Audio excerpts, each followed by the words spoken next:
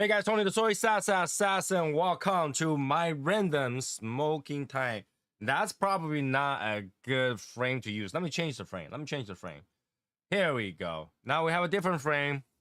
Let's talk about this. All right. So, I don't know if I should put. Okay. You know what? I got the chat room on the side, so I can still read the chat. But let's see if I can make that appear. Hold on a second. That should appear. Good enough. And move that up. I think that's good enough. That's good enough? Yeah, that's good enough. So, record. What is that record? So today, I was gonna record a review video, but my wife went out her way to get me an Irish latte. I was like, you know what? Why not? It's before dinner. I would like to smoke before dinner today, so I figure I jump on. Anybody wanna kind of join me for a cigar? You can, and we just talk about cigar. And I think that because I've been complaining about people putting out crazy information out there, so let's just go from the beginning to enjoy your cigar to some instruction. Okay, some instruction, some encouragement, some instruction, some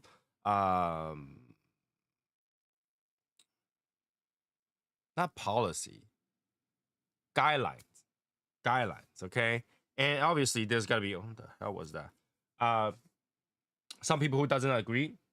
In the end, cigar, you just have to smoke the way you want it, right? So take that guideline as you will. Pick up the ones that you feel like it. Pick up and don't use the one that you don't feel like it. And there will be like an overview, basically. Okay, I'm pretty sure a lot of people already have cigars. A lot of people know how to smoke cigars. A lot of people have their own process to smoke cigars. And what I want to do is I'm gonna give variations of it, and then you can tell me which one you use and which one you don't like, which and why. Okay. So today we're smoking this Crown Head Belgian Blue. Okay, Belgian Blue, and it's provided to me by Cigar Social Club. Sosa. And let's talk about the cigar. Right, first you got a cigar. The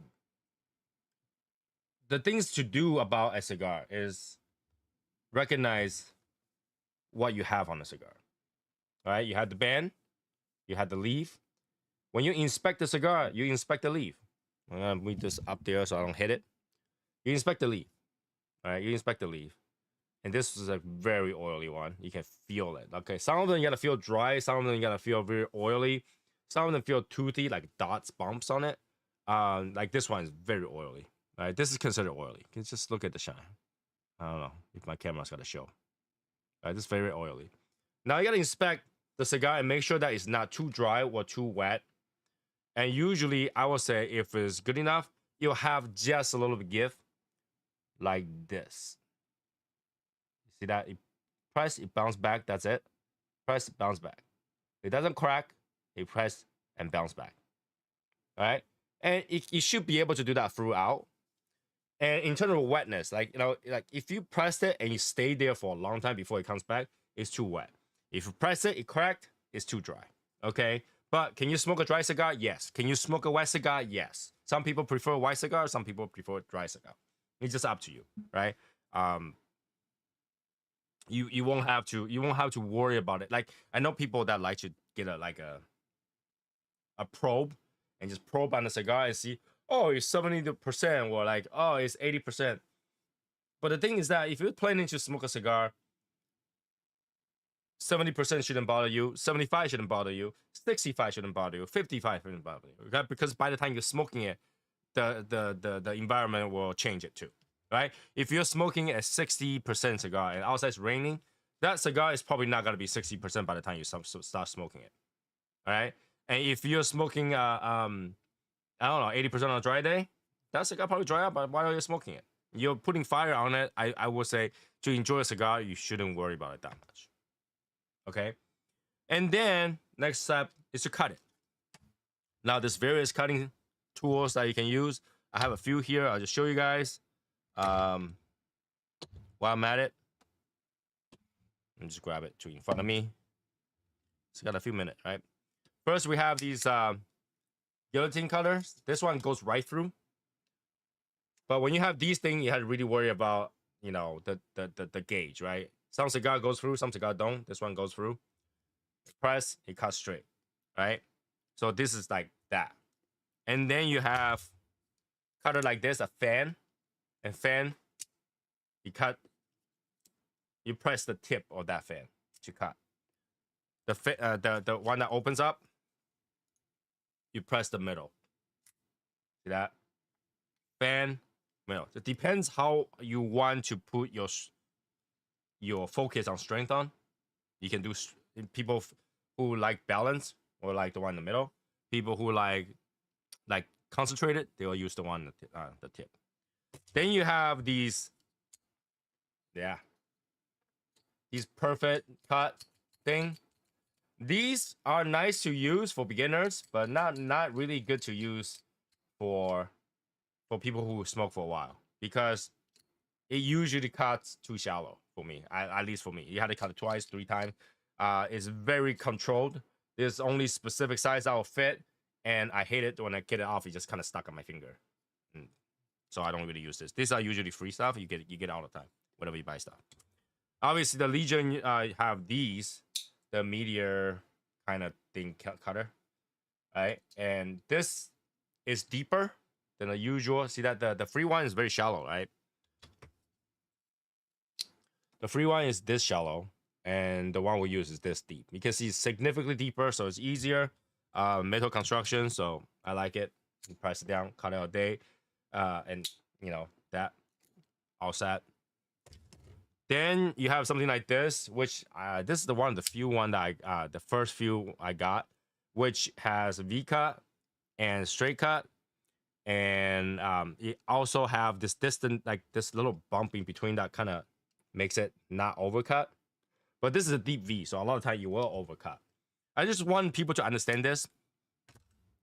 When you cut a V cut, that's still the same, area technically as a circle. If you just fan out that, it's the same thing, right?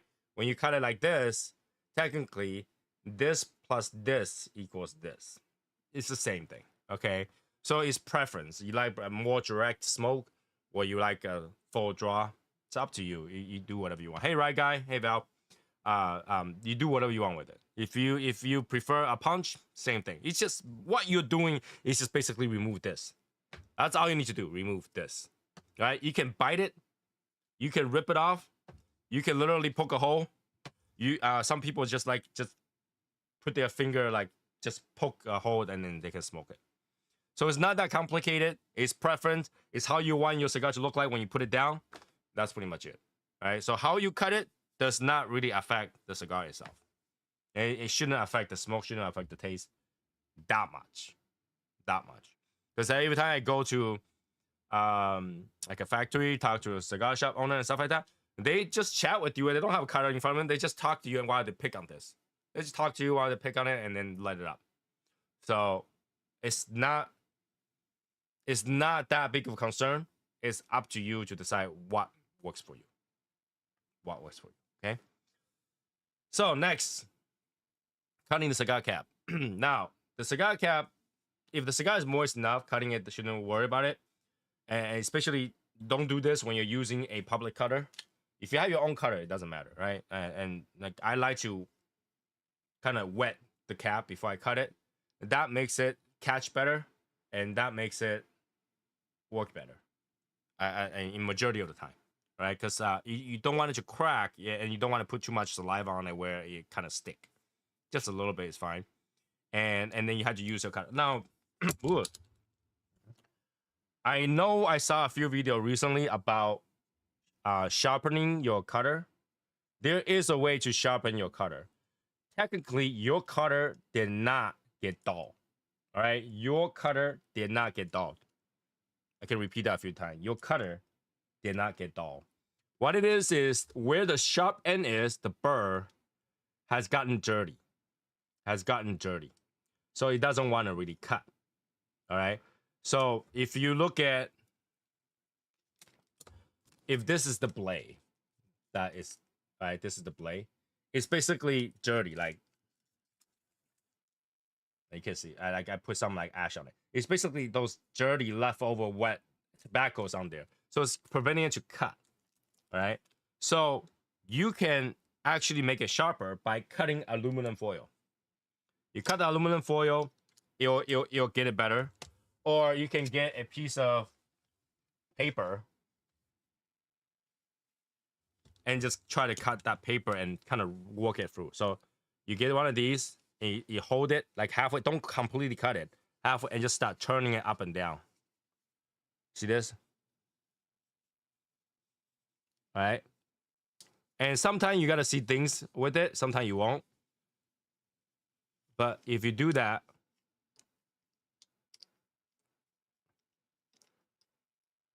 your blade will be cleaner. All right. And they will cut better. And if it does not, like I said, go cut some aluminum foil. It will sharpen it. Aluminum foil, it will sharpen it. Okay.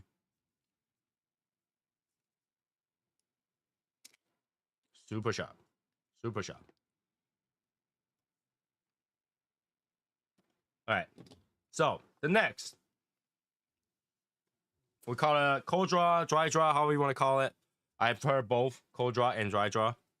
So I think dry draw came from translation error, but you can do that. Is to taste the tobacco before it's lit. What does that do? Number one, that kind of opens up your palate, kind of expect certain flavor. And number two, you can expect to taste notes that are not lit. So when you lit up a cigar, you are gonna get air. You're gonna get smoke from burning this part. And you're gonna get air that carry the smoke touching the part that's not lit. So three different kind of flavor, all right? Air, smoke, and taste from not letting it. So by doing that, you get an expectation of what a not lit cigar will taste like. And combine that with a lit cigar, sometimes that will give you a better way to identify flavor. So when I'm reviewing it, I'll do the cold draw first. And I expect few flavor there because it will have a specific flavor. Because once you let it up, usually it's different. And then you toast it, you get the aroma. And once you get the aroma, it's another flavor. And you combine the aroma and you combine that flavor. That's what you get. What you want to identify in this cigar. And once you identify those, whatever comes is usually second, the last third. What am I smoking? I'm smoking the Belgian Blue from Crown Head. And I don't really buy Crown Heads. So here we go. It'll be interesting. All right. So let's talk about lighting the cigar, okay? Lighting cigar, obviously, you get torch. You get soft flame and all that stuff. So let's talk about this. This will take a while. Maybe I should let up a cigar and then. So you get I think this is dead for now. I know there is. Here we go.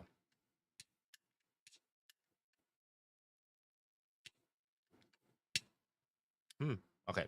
So you get stuff like single flame.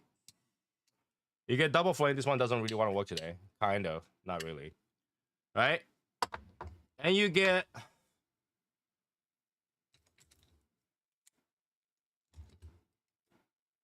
triple flame. You get quad flame. You get quad flame but table size. All right. You get a flat flame, which is flat. And you get lighter flame. It's very soft. There's nothing to it. Okay. And then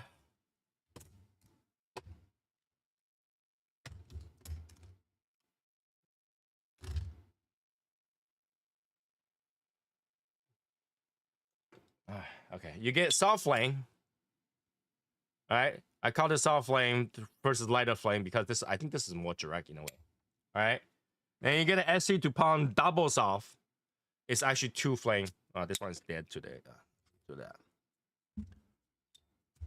This is actually 2 flame. I don't know if you guys can see it. It's 2. See, if I do that, you can probably see it. It's 2 flame. It's 2 flame in one. Okay. How you want to light it is up to you.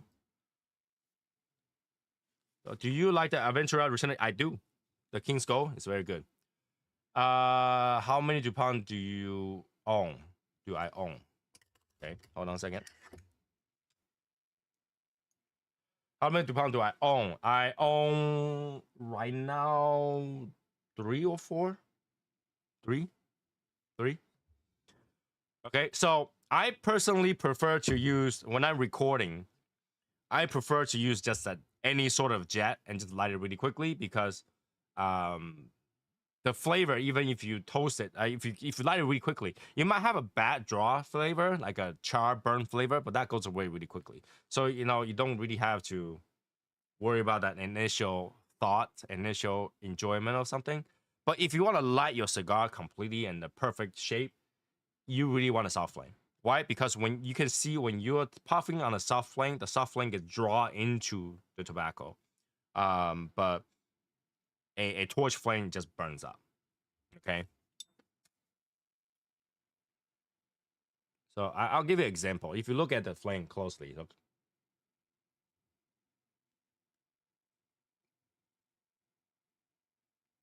See that the flame gets drawn into the tobacco. So it actually gets that combustion more even and better. How many cigars do you smoke a day? I don't know, 3, 4. It really depends. Usually 3, I guess, right now. All right, so use the soft flame. When you draw it, it burns inside better. Use the torch flame, it burns outside better. So that's why, like, you know, use the outside, you really have to make sure all part of it is not lit.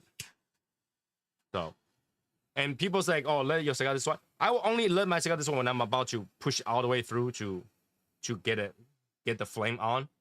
But like when you want to toast it, you just point at it, just circle around. Some people like to do it slowly. I think that's the same thing as if you go quickly but closer. So for me, I tried them all. It doesn't really bother me on whichever way I do it. And then I'll just poke it through and then try to pop on it.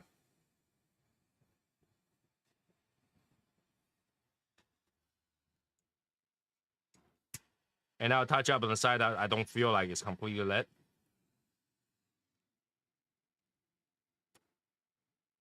And I tend to blow smoke on it again to make sure that it's lit. Hey, Sosa. All right, I just blow on it, make sure it's all red, and that's already lit, right? And then I ignore the first few pop, because the first few pop is always gonna taste somewhat burned, somewhat immature, I guess. So I leave that be. All right, and then I take double draws. Okay, I do pre-draw and then another full draw. The pre-draw help it to heat up, and the full draw help it to deliver the smoke to my mouth.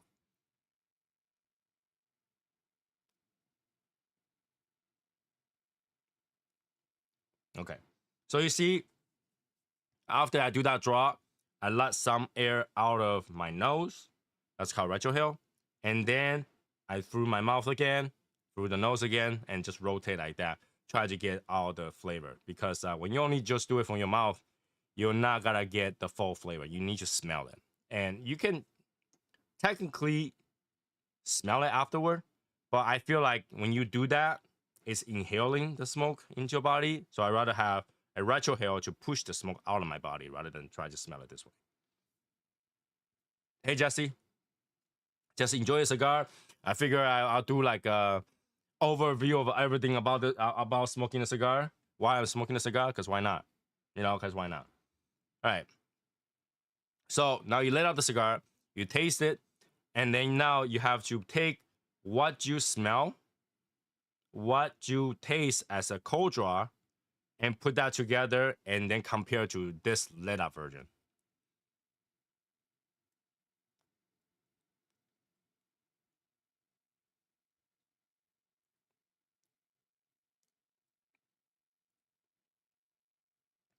What do I use for my main humidor? My main humidor is probably like I don't have one main humidor because I have so many humidor. You can see few here, and even this cabinet. But the thing is that I have cigar all over my house. Like literally, these are all full. I have on my floor. I have them on my upstairs, in my wine cabinet, in my bathroom. I really can't tell you what I use for main. But then if you want to use it, I just suggest it depends on your location. All right, depends on where you live, your situation. Some places gets really cold, really warm. Some places, it's hot all day. Some places has a lot of humidity. It depends on what your situation is.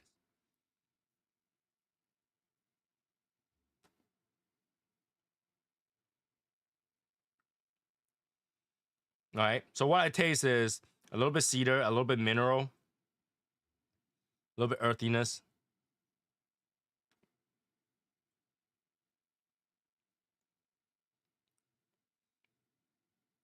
a little bit pepper, some sort of spice. Okay. So this is what you do. After that, after you get to this point, what you do is you enjoy the cigar, enjoy the flavor, and focus on the flavor or focus on not the tobacco flavor. Okay, you gotta focus on flavor, but ignore the tobacco flavor. Now, if you don't know what tobacco tastes like, um, I would say go smoke some like really light Connecticut, and that will help you figure it out.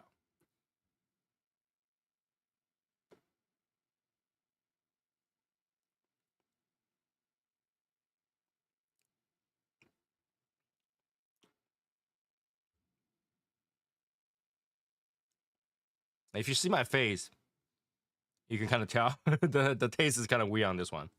It's not very appetizing. Okay.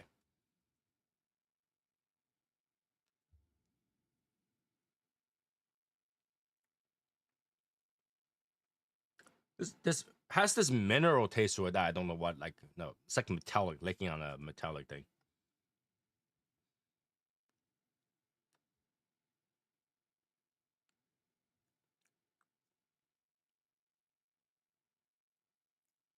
Well, maybe it'll get better. Maybe it'll get better. But now, while we have everybody here, what are you smoking today? Do you have any questions so far that we talked about? And do you need some, uh, yeah, like, maybe a suggestion of what tool you should be using and stuff like that? Bring it up. We can talk about that. I got a little bit time before my dinner. I'm just gonna enjoy the cigar while talking to you guys. Um, it's not a planned show. I was just watching uh Cigar Social Club's show where he was giving away stuff. So, if you guys like giveaways and stuff like that, check out his channel. Check out his channel. Romeo and Julieta Churchill. Okay, that's a pretty good cigar. I particularly like Romeo and Julieta, especially Reserva Rios, because it gives me this like cherry almond taste uh sometimes, and I like that smell. About to smoke a Warp Isla de Cocodrillo. I haven't smoked that cigar yet. I have somebody send me one already. I wanna smoke it soon. Where do you buy most of your cigars at?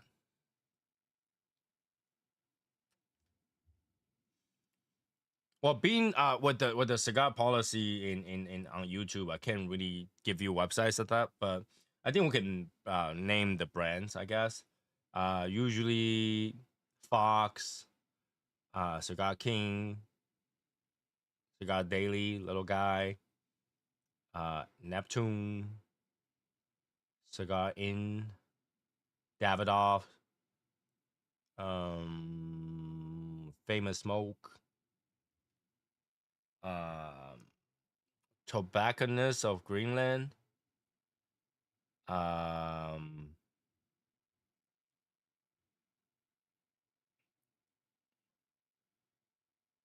Small Batch, just those like famous ones. I sway away from CI or JR or a few other sites. So I'm smoking that crown head that you sent me.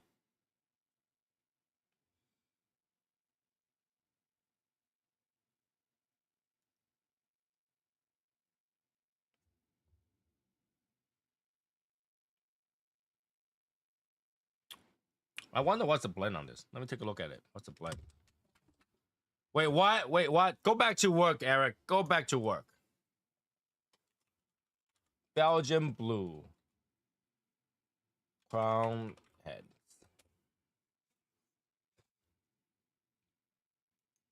All right, so this is a limited edition 2024.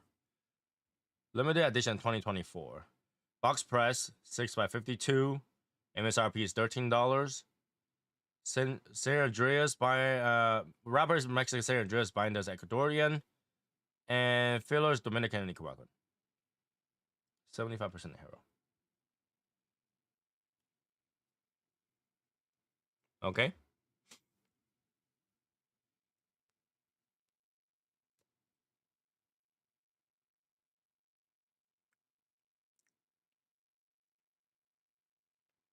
It's just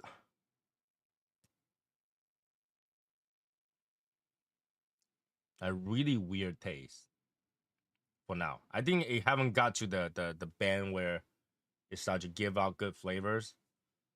I just have to.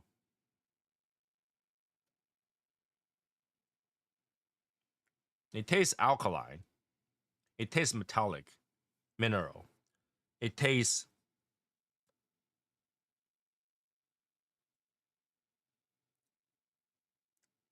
like baking soda in a way.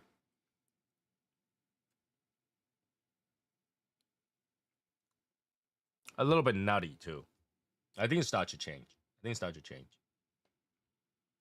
These nutshells.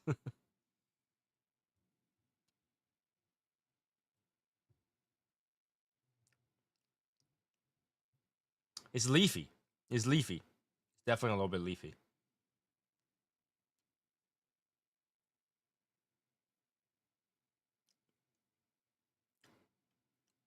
Yeah. So smoking it, obviously, when I'm reviewing it, when I'm talking to people, every sentence I spoke, I probably try to take a puff to keep it lit. Now, if you're smoking on your own, you probably wouldn't want to exchange smoke that fast. You know, you can do one or two puff every minute or so. You don't really have to pop the speed that I am. I think for comparison, I smoke faster than most people. Okay, I smoke faster than most people. That's because I'm just trying to get the smoke uh, flavor and taste to give it to you guys. Record it within 15 minutes or 2 hour uh, gap. So I want to make sure that I get all the information and not necessarily to enjoy the cigar, but put the stuff in there. If I'm enjoying my cigar, just having a chat, I probably won't even bother to think about what flavor is in there and what I do.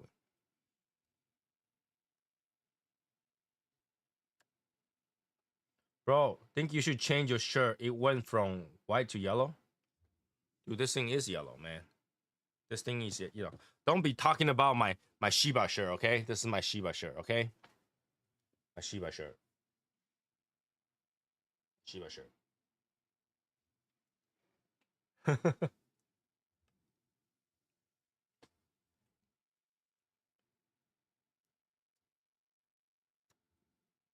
So yeah, everybody else who's also smoking on a Sunday afternoon, let me know what you're smoking. You know, join me on this smoke. Wow is right. Can you see it? Paw prints right here. It's cute.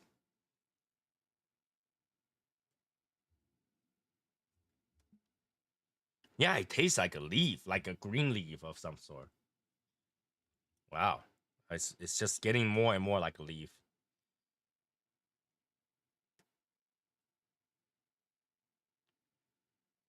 I think I taste cinnamon too.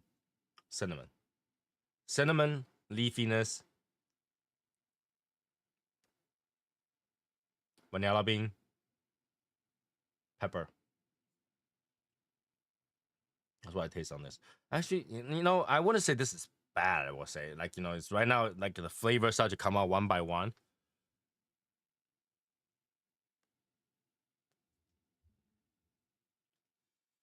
Not Liga 9 for sure. Not Liga 9. Not Liga 9. It's different. It's not like a Liga 9.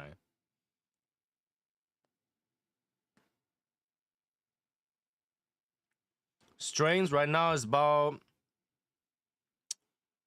roughly a medium. Roughly.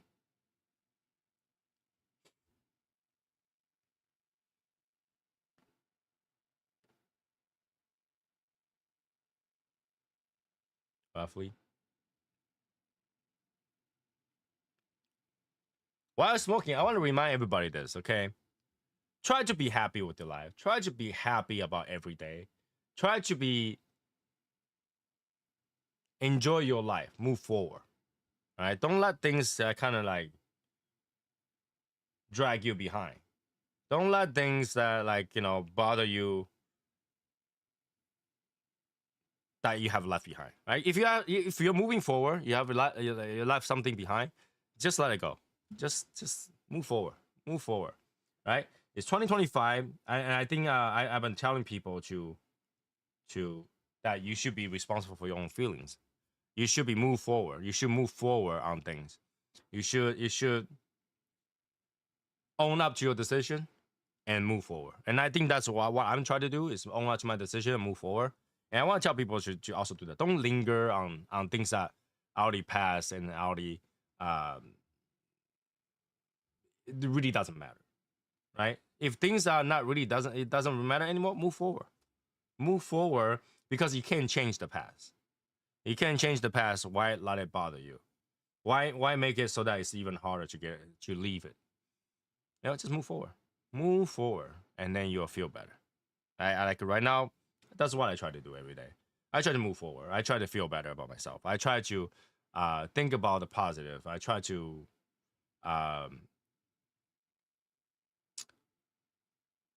do things that makes me happy, and try to move myself towards doing things that makes me happy. Right? So do that. Do that for yourself. Weather's getting better. The world is still okay. It's not exploding. Sun is not that close. Sunny days are coming. Be happy. Be happy. Have a cigar if you don't. Have a cigar if you don't. Have a cigar if you do. Just put your focus on where it's fun. Not put your focus on where it bothers you. Not gonna do anything for you, The only cigar that can beat a long night, long's night. Having a Sunday fun day. I was gonna record a review video, but as I got I'm gonna smoke. I'm gonna be here. I got some time, and I missed the time where I used to jump up and chat with everybody on a random day. So I figure I do it because today is a nice day. It's warm. I don't mind. I'm not in a rush. It's during the day. I figure some people have time, some people don't. We can talk. We can enjoy our time together. What part of the day do you enjoy the cigar the most? I enjoy my cigar 9 p.m. Eastern time every night all the way to 2 a.m.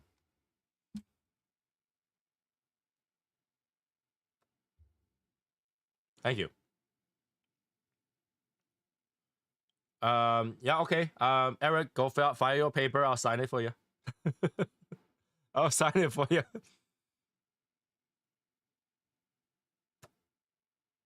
Get back to work. Make that money and go make me a sandwich, Eric. Make that sandwich for me. Jeez. Yeah, my wife got me a coffee today. I'm trying to enjoy a cigar with a coffee. Even though this coffee tastes kind of weird. It's an Irish cream latte. I do enjoy the Irish cream cold brew when it was available in Starbucks. I really like that. But this Irish cream latte just, I think this in the latte with the milk is making this coffee less strong, so it tastes weird.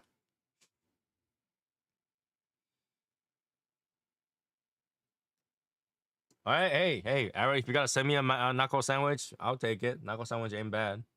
I'll smoke it. What kind of humidor do you have? Electrical? I have both. So, like I say, my whole place is all humidors. So I have electrics. 1, 2, right here, 2, and 3. Okay, 3. And I also have regular cabinets, which I built like these. I have 2 of these, one on each side. And then I have shelves. And then I have floor space. I guess you can see floor space, like they are all stacked like this around my floor. Okay. The electric is New Air.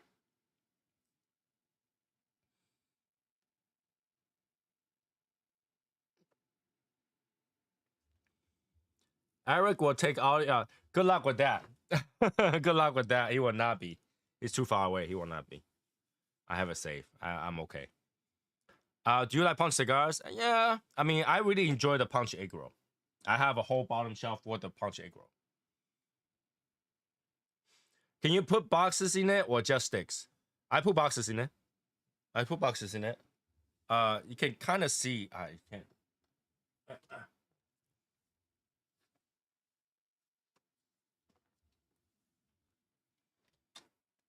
You can kind of see I do have shelves and boxes. Yeah, I have boxes, and I have shelves. Because if you just stack up to here, you only stack one row. And I use multiple shelves to help it to carry more. Okay. Now, I think some people ask that because Cigars Daily Tim did an answer to whether or not you should take out of the box before you put in there. Now, in my opinion, is I like to fill my cigar humidor 80 to 90% full. I don't like you don't want to ever do 100% full, but you wanted to do 80 to 90% full so that the circulation's even. If it's too empty, there'll be too much humidity flowing around. If too full, there's not enough humidity, so you kind of have to fill it. So for me, because if you only put the cigars on top of each other, you're not filling it all the way top. Okay, so I use some boxes to kind of gap it out. There's enough space in between the boxes to keep it safe and stuff like that. Now, if I run out of space, I can always take it out of the box and put it in there. But for now, I keep it in the box so it's organized, it's separated, so I know what cigars where. Okay. Am I a 70-70? No, I am. I am a strong believer of anti-70-70. Okay. 70-70, like I said before, is for shops. Is for like, lounges and stuff like that where the door closed and open all day long. All right. Door closed, open it all day long. So every time you open it, you gotta lose humidity, you gotta lose temperature. Every time you you gotta gain temperature. Every time you close it, it's gotta balance again. So for them, 70-70 makes sense. For me, I turn this thing as low as I possibly can. All right, the temperature, the lowest, humidity, the lowest. Whatever you can turn it to lowest, turn it to lowest. All right, you don't need that much humidity. Okay, you don't need that much. This is why they don't sell 70% Bovita pack. You're not gonna find 70% Bovita pack because 70% is not good. 70% is meant for stores, open, close the thing, and even that molds. Okay, so as low as you can get it to the temperature, and as low as the humidity you can get it to on your machine. They won't let you go too low, right? It's usually 55, 65. That's as low as you can go. Just lower, lower, lower. Because your cigar will survive at 55, 65. It's not going to survive if it molds. Okay? Do you think Cojita Bajique is worth the hype?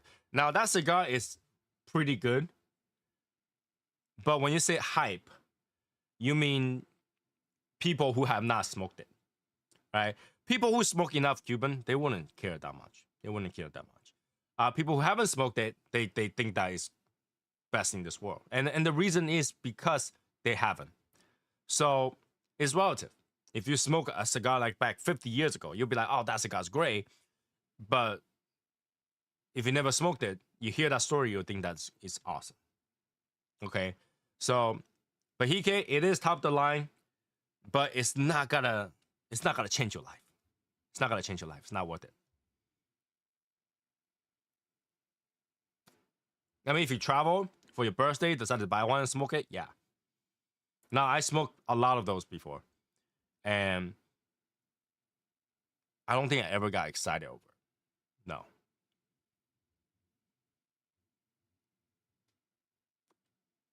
I just smoke it and go, oh, okay. Okay. Now, I mean, if you think it's worth a cigar like that is worth hundreds of dollars, that's you. You celebrate it, fine. But for me, there are plenty of cigar that's gonna make your day or have more meaning to your life than a Cohiba Bajique. Okay. Okay. And I mean, I rarely hear any celebrity say, oh, my favorite cigar is Cohiba Bajique. Really. I mean, it's not. It's not that big deal. I really think that the only people that's got a hype over it is like Eric.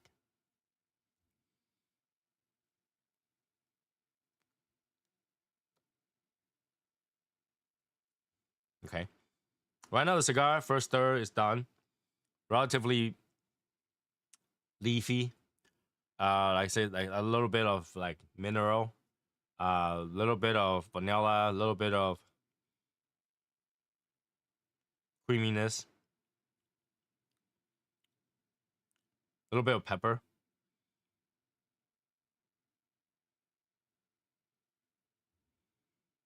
Maybe a little bit floral too.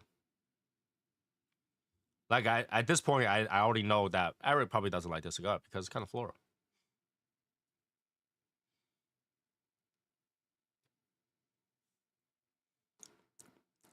Any questions? Bring it up. We'll answer them. Q&A while I'm smoking this cigar.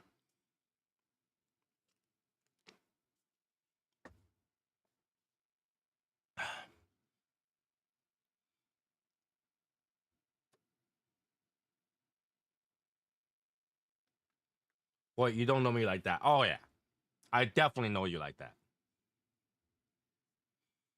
Other people, I might not be, but Eric, I know.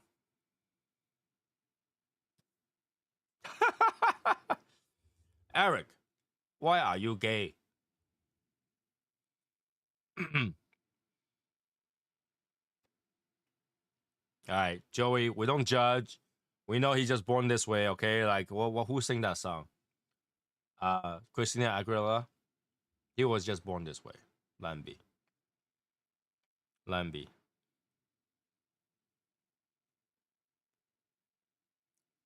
I really enjoy smoking on Sunday afternoon. Like, cause like you don't really have to think about anything. It's like, you spend the morning kind of do the honeydew list. And once you're done with that, sit down, have a cigar. It's actually relaxing. Have a dinner, and then really enjoy the rest of the day. So that's slandering. Okay, I'm offended. Okay, that's the one thing that people don't know, and this is how I know Eric is lying, is that Eric never get offended. Eric never get offended.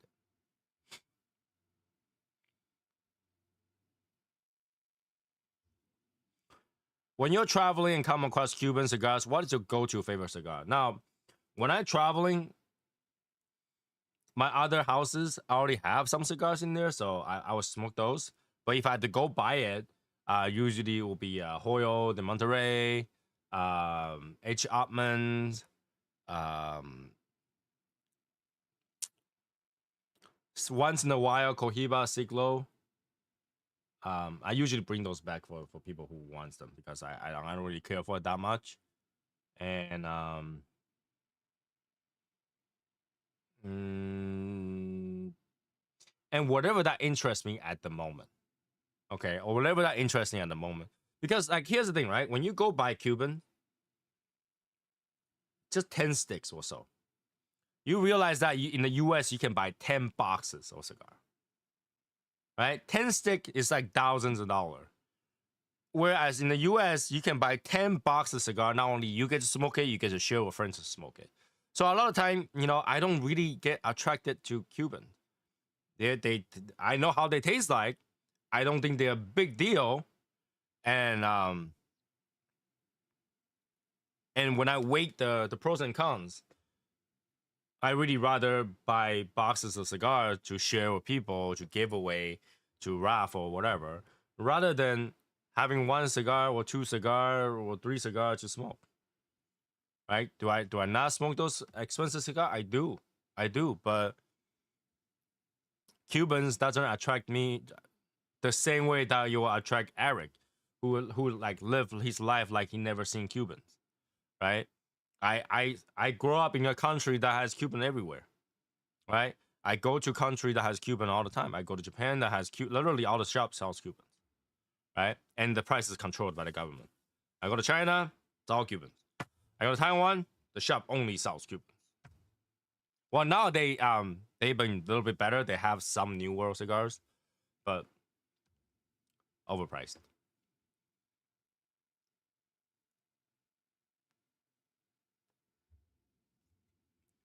So for that, I only like, I'll pick a few because my friend asked me to bring them back to them. I don't particularly care myself. Right? That's why I don't mind to give them away because just I don't particularly care. I rather enjoy a cigar over here that has variation of flavors and enjoyableness than something that's a cigar. That's like, it's like, Tony, would you rather eat a fried rice or shrimp fried rice? I like fried rice. It's great, but I'm gonna take the shrimp fried rice.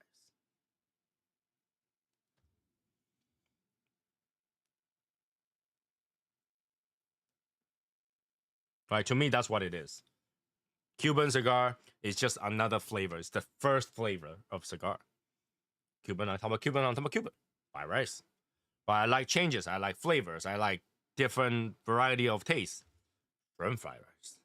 And guess what? Shrimp fried rice, fried rice. One fried rice buys 10 shrimp fried rice. I'll buy 10 shrimp fried rice. I'll be like, I'm gonna get 10 fried rice. 10 shrimp fried rice. Eric can have one. Jesse can have one. Richard can have one. And Molly can have one. I'm just gonna boom, boom, boom, boom, boom. You get what you get what you get what. I feel like Oprah. Or I can get a fried rice and eat it alone. Which one do you think is gonna make me more happy? Just think about that. Which one is gonna make you happier? Which one are you gonna enjoy more?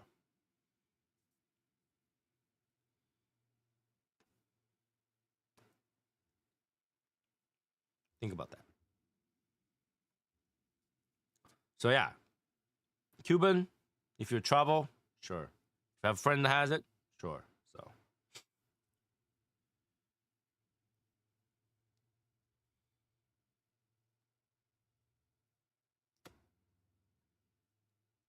I like that methodology. Right? Just think about that. I got Cubans where, like, somebody's like, I feel like, oh, want to help this person out, give him a Cuban. I can do that. But at the same time, like, I rather have a cigar where I can share and people enjoy it and continue to be able to talk about it. Because here's the thing, right? Let's say I have a friend that never had a Cuban. I give him a Cuban and he really likes it. He loves it. He loves it. Now he's in trouble. Why? Because he can't get more. If he can't get more, that's a problem. Right? Let's say if he could. Let's see if he could. Now you're putting him in a financial issue because it's expensive. It's expensive. So there's no point. Like, I don't want to introduce you. It's like introducing somebody to drugs, right? And get them hooked on it, and now it costs more money, and then he's gonna go broke. No, introduce something to someone that is within their price range, within their budget, with something that they can enjoy for the long term. That if even you are not available, they can go out there and find their own. That's the right way to do it.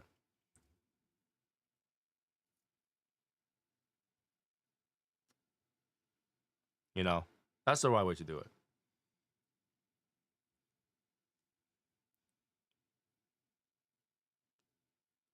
Cigar is meant to be shared, right? Cigar is meant to be shared. Cigar is meant to sit down to have a conversation. This is why, when you take a picture or watch a video and stuff like that, their setup is always a table, multiple chairs, cigar box in the middle, a humidor opened up, meant to be shared.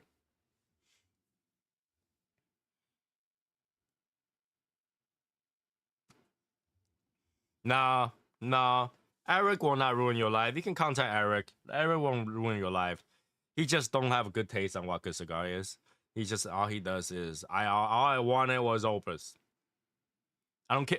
The thing about Eric is that he want Opus, good or bad, good or bad. Okay, he doesn't like every Opus. He like few Opus, but for him, Opus is the best, good or bad. So he will recommend you to the Opus, even if you smoke the bad Opus. Okay, he'll recommend you to smoke the good Opus. Those are very hard to obtain. So you end up smoking the bad Opus. So, and you're like, nah, Opus, no big deal.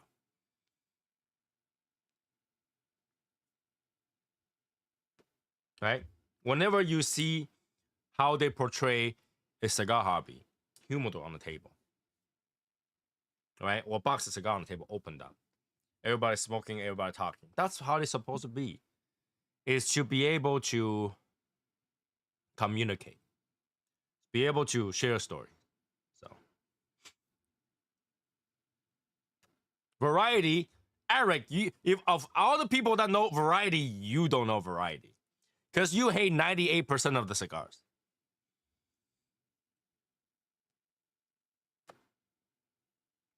Hey, camping. I'm having a good weather today, so I'm having a cigar. Having a cigar. Eric, you don't have variety. If anything, you have a set. Eric's range of cigars, this is 0, this is 100. Let's say that's the case, 0 to 100. He will only smoke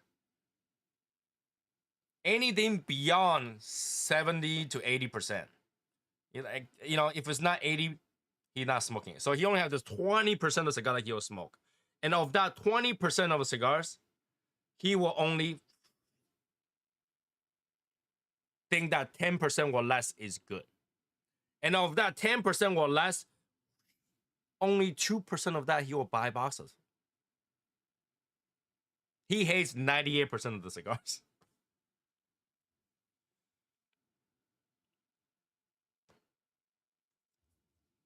Now, this is why I'm going to disagree with you, Eric. When you say you have a great palate, a great palate means that not only, and not only you spelled it wrong, by the way, not only you got to accept good, you got to accept bad, okay? A good chef will eat good food and bad food. Okay?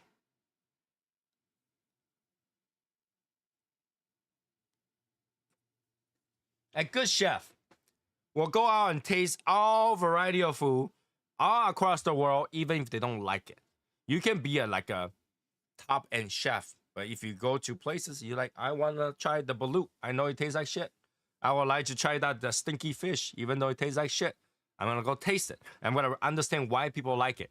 That's a good palate.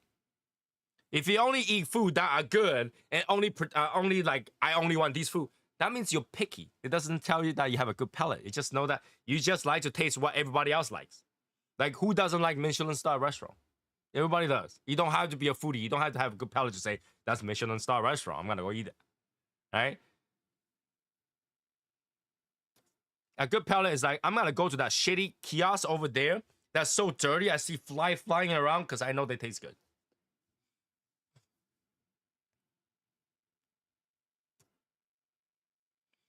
I know you do try a lot of cigars. You do try a variety of cigars.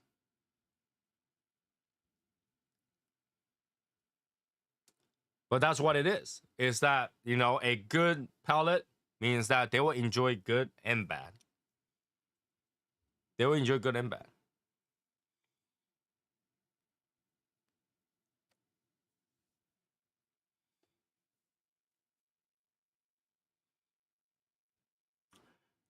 Believe it or not, when I travel to Asia, I would like to go to the dirtiest place to eat. All right, I like to go to the dirty place to eat. I like to go to, like, you know, that if you look down, the water is freaking green. You look up, the guy's picking on his nose. That's the best place to eat.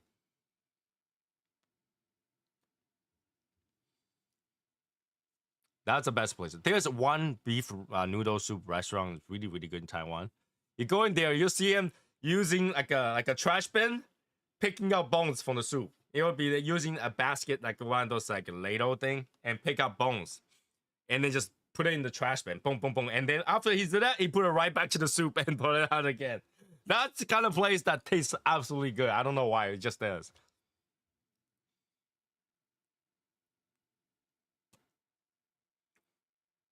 Right, this is what I'm talking about. If you go to a restaurant that has a lot of people, it's dirty as fuck, but a lot of people, that means it tastes so good, nobody care whether or not it's dirty.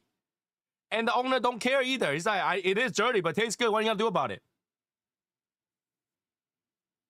What are you gonna do about it? Right? It's so dirty, there's still people waiting to eat it. That food tastes good.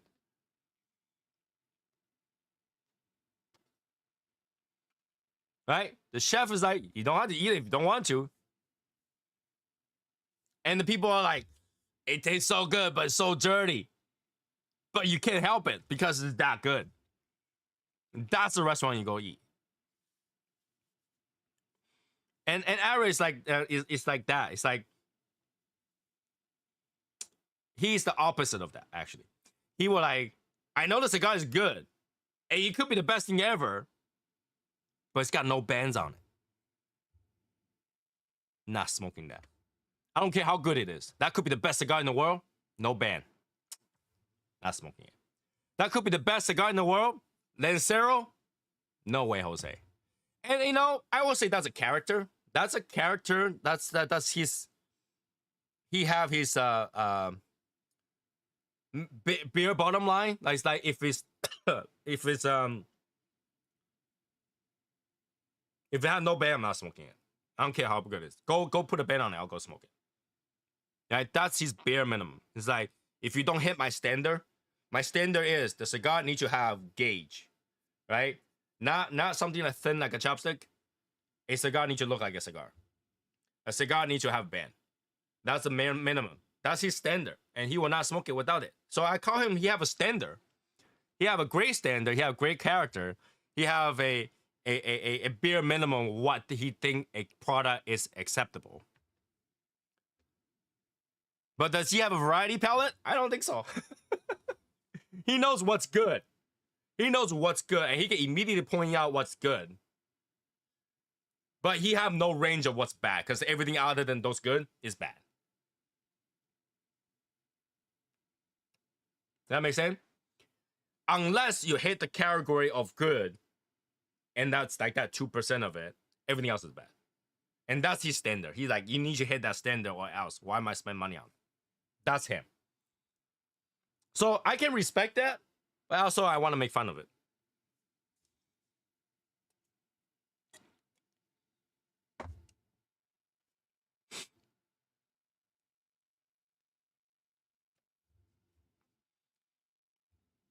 Shutting down right afterward. Right? Everybody have a different way of like, you know, how they gauge what's good for them, right? For me, there are cigars where I just don't like, right? For me, there are cigars that, you know, the draw is not right, I don't like it. Even if it tastes good. The draw is not right, I don't like it. Right? There are brands that I just simply don't like the brand. There are brands that are specifically tailored to certain people. That doesn't interest me. Everybody have a bottom line, right? Like, you know, what do you like and what you don't, and what's the deal breaker, right? What's the deal breaker? And for everybody that's like that. For him, that deal breaker is very wide, but because that he knows what he wants. This is exactly what I want and nothing else, right? For me, I have like a wider acceptable range.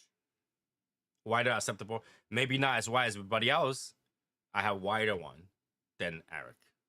Like, if it interests me, if not, it's got enough transitions, if it's got enough flavor, that's good enough for me.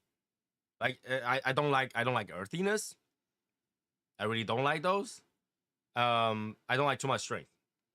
But everything else acceptable. But if you give me one that tastes just like leather, like earthy, like bowl, like Hulk, then I can't. I don't like it that much. Okay. There is a range. Everybody like different. Some people absolutely like bowl cigar. Like, some people pick a cigar. If it's not peppery, it's not killing your nose, then you don't like it. And that, obviously, you know what you want.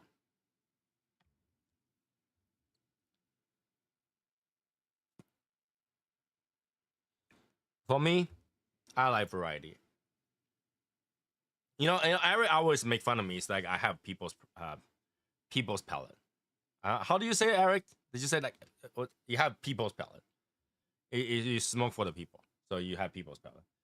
Even like, you know, but then like I said, even if I buy a lot of Davidoff, I don't like every single Davidoff. I don't. You know, in fact, the most expensive, like pricey Davidoff is the one that I don't like. I don't know.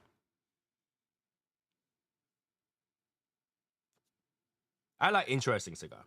I like cigar that people who is putting it together had good thoughts in it.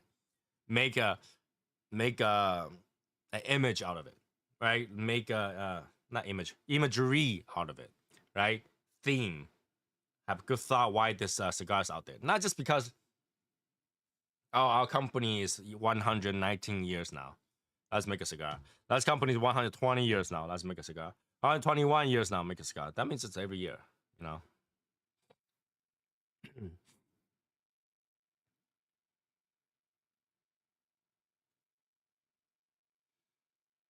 Now let's be fair with that, okay? When it comes to pricing, the pricing is really not up to us to talk about it.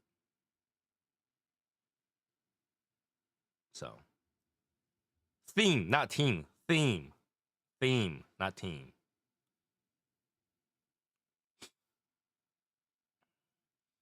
Theme, you mean gimmick? Yeah, or just lure me into your product. Give me stories. Lure me into your product. Give me the allure of your product. And that's how to sell a product. Give me the story behind it.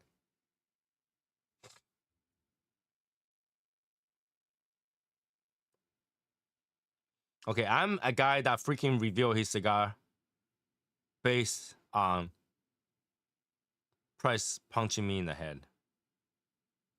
What does that mean? What does that mean? I don't know what that means. I don't know what you mean by that.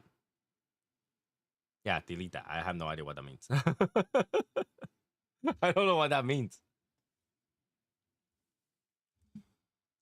So cigar, I think that's what it is, right? Cigar is every cigar has its little story to tell, and you're smoking that story. You're smoking what they try to tell your story. Like for Michael Herklop, he said that every cigar is a symphony, is an orchestra, is trying to tell you something. I think that before I smoke the cigar should tell me it's like a book, right? It should tell you like this is the story I'm trying to tell you. Would you like to read my story? If you do, smoke me. And it should be like that, right? So the packaging has to tell me what the story is about, and then I'll smoke the cigar to read the story. And if the story is good, it portrays the story for me, then it's a good cigar. If the story has nothing to do with the cover, it might ruin the story for me. If the story is just simply shit, then what I'm so for it's just a bad story.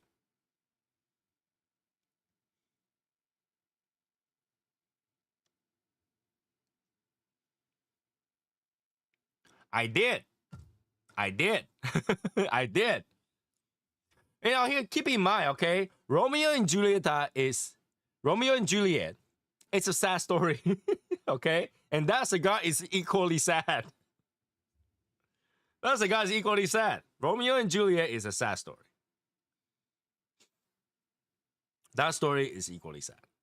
That cigar is equally sad. Okay, but that's what it is. That's what it is. Did you learn any lesson about love? Yes.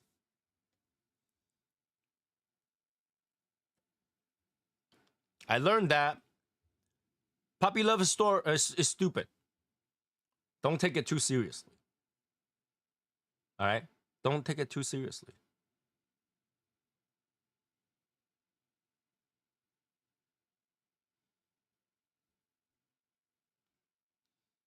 Don't go with a minor. Don't go with a minor.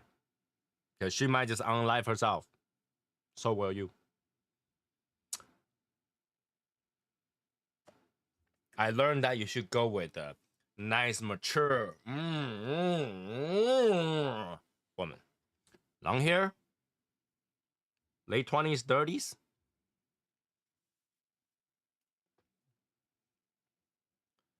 How about the D? Or double D? Or triple D? That's what kind of love you want.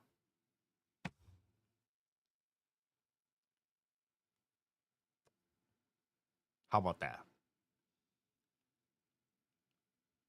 Women are usually more mature than the male of their same age. So if a woman is at 16 and the male is at 16, the women's are usually more like an 18-year-old mindset, and the guys at 16. So don't let me sound double D.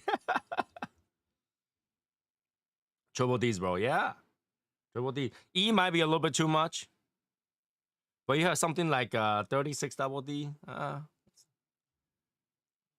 Fits. Fits. Who doesn't prefer that? Who doesn't prefer? Who prefers a 30? Who prefers a 32 double A or triple A? It's gotta be those D's. Now, obviously, first you gotta understand how those works.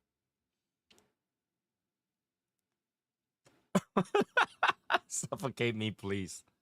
Suffocate me, please. I don't know if I care about being suffocated, but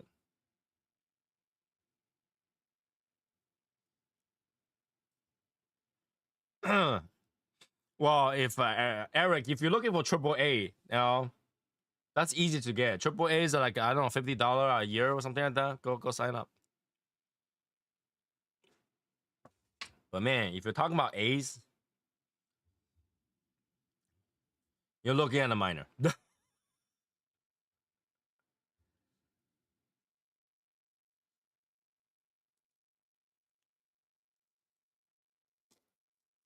I don't need little girls. I need woman who's not wearing a training bra.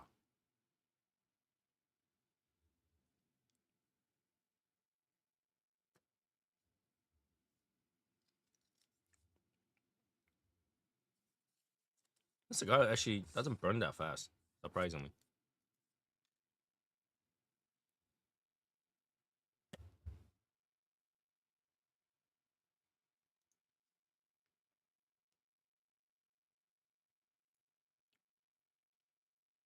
It's just really leafy. I don't know. It almost tastes like this cigar wasn't ready.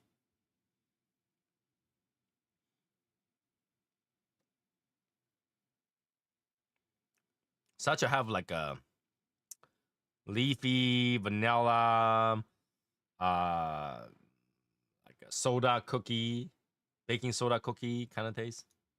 I mean cracker, not cookie, cracker. When it's too big, it sags. Okay. Not that I want to talk about that too much, but if it sags, it's real. So I'm okay with sagging. I'll help you lift it up. If it's sagging, it's asking you to help her out. Help her out. Be a gentleman. Help her out. Help her out. Help her out.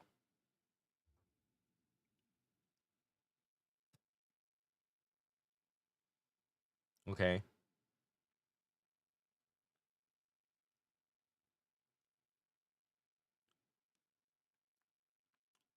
That's a weird taste.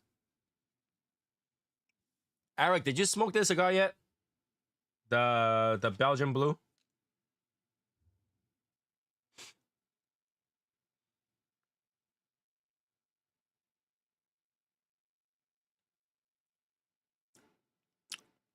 I don't particularly like it, but that's okay. I'm gonna smoke it.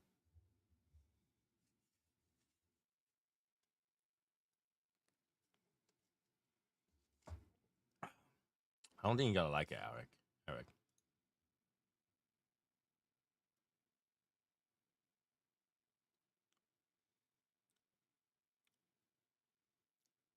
With my coffee, it tastes even more weird. I think it's me.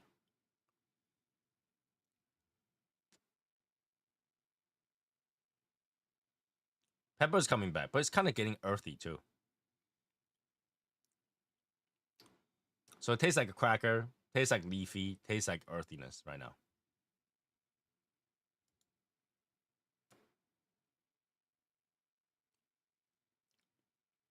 I don't know. Right now, not very enjoyable at this moment because it's got that like a leafy bitterness. Like when you go outside and just grab a leaf and just it has that rawness to it when you chew on a leaf.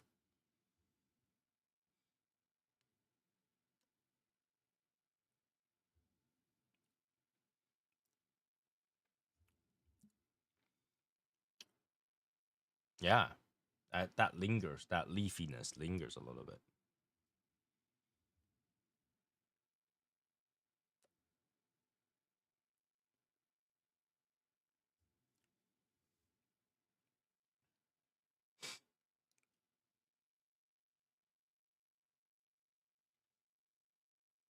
Um, what cigar that Mr. Ex-President Bill Clinton enjoy? If I didn't remember it wrong, the one that got dipped was a Gurkha. I forgot who told me this. I might have read it somewhere, but the rumor has it that the one that was nicely dipped to copy a famous opus named cigar is a Gurkha.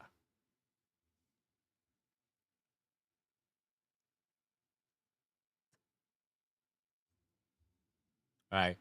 Um, Obviously, there was a cigar that's properly named PS for that reason. Oh no, PJ for that reason. And I mean, I think he tried to get a Gurkha to copy that to see if it works.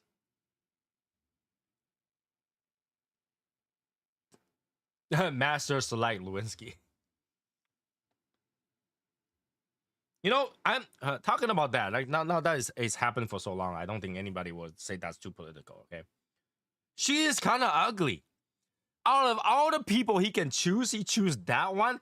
It's kind of ugly. Why? Why? And like, why would you attempt that? Don't you like afraid to get crabs on your mouth? Like I seen her picture. She just now Hillary Clinton is not the best looking woman in the world, but she's not that bad. And compared to her, I actually think Hillary Clinton is probably better. And Hillary Clinton probably gets freaky with him, you know? I just don't understand why he had to go choose her because she ain't.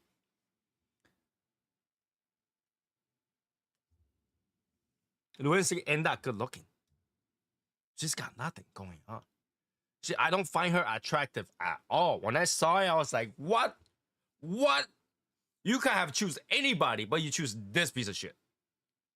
Like she must be really good. There's gotta be something. She must be absolutely amazing in bed. I don't know. Because like I don't see why.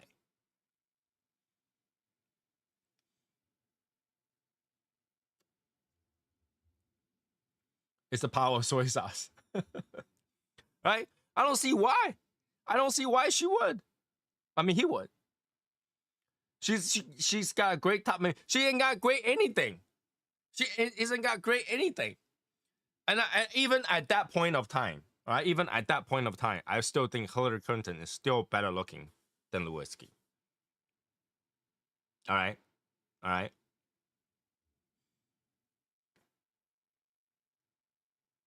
I remember there was a conversation I had with my wife when Hillary Clinton was running for president. She's like, "Would you bang her?" I was like, hell yeah."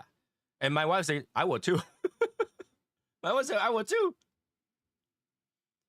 because it sounds like she knows how to have fun in the bedroom, just based on the look of it. So I don't know. I don't know.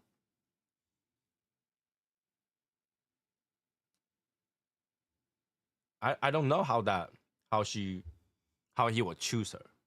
Like there's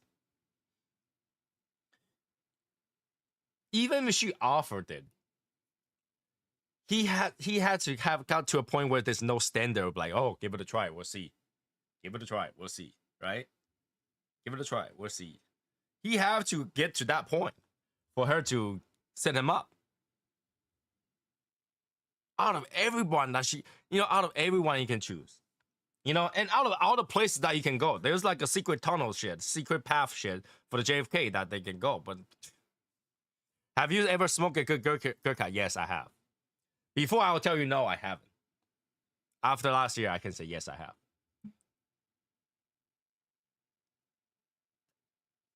I particularly enjoy, and I can say this for sure, Gurkha Year to Dry Again 2024.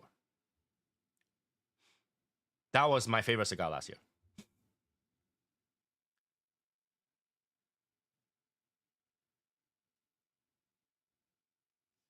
PG cigars? I don't know. I didn't really look into it. I think that I don't care what cigar you decide to choose after you dip a Lewinsky sauce. I don't think that could be tasting good at all. Unless that good can taste that bad, where after it's dipped is better, then that might be something.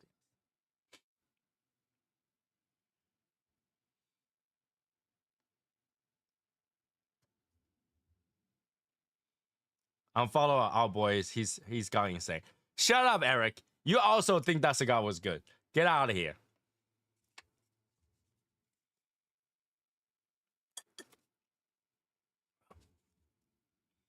It's a mix between PJ and Fish Market.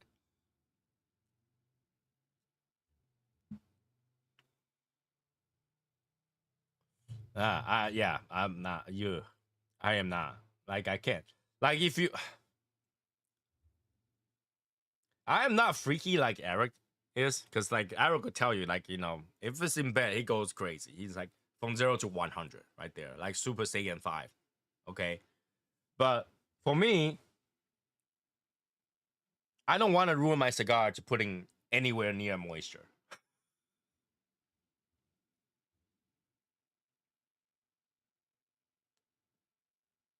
I don't. Oh, okay. Now it's a little woodsy. Now it's getting a little bit better. Now it's getting a little bit better, the cigar. A little bit espresso. This is the last stir, by the way. Transition to last stir. Getting a little bit of coffee, espresso-ish, and chocolate. Woodsiness. A little bit better. Not as bad. Yeah, a little bit better. So yeah, I don't understand that. Like, why would anybody do that? Enjoy your cigar. Enjoy your cigar, right? You gotta have sex? Have sex. Enjoy your cigar? Enjoy your cigar. Don't enjoy your cigar, have sex. Have sex, then have cigar. Or have cigar, have sex. Like, why? I don't understand it. I don't understand. Now, keep in mind, I do think Bill Clinton has one of the not manliest way, but sexiest way to talk. He's got the riz, okay? He's got that going. But that's pretty much it. I think he can get a majority of women that like that are up to standard if he tried at that time when he was a president. So I was kind of disappointed that he chose Lewinsky. Because I feel like he can go out there and really charm another woman if he wanted to. He didn't have to charm Lewinsky. He can charm. Right.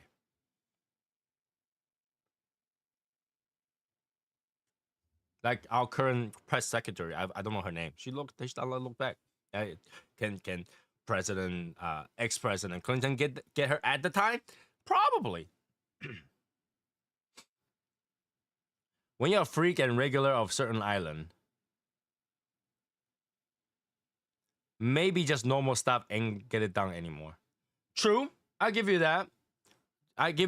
But like, I never got to that point. Like me being Asian, I've been exposed to all the normal stuff and all the not normal stuff. I can safely say that. And what it does, and like you say, normal stuff just not getting done anymore. Like for me, it doesn't interest me all that much, right? I rather spend time to do stuff than go to bed. All right. So I can understand, but like it's not the same thing.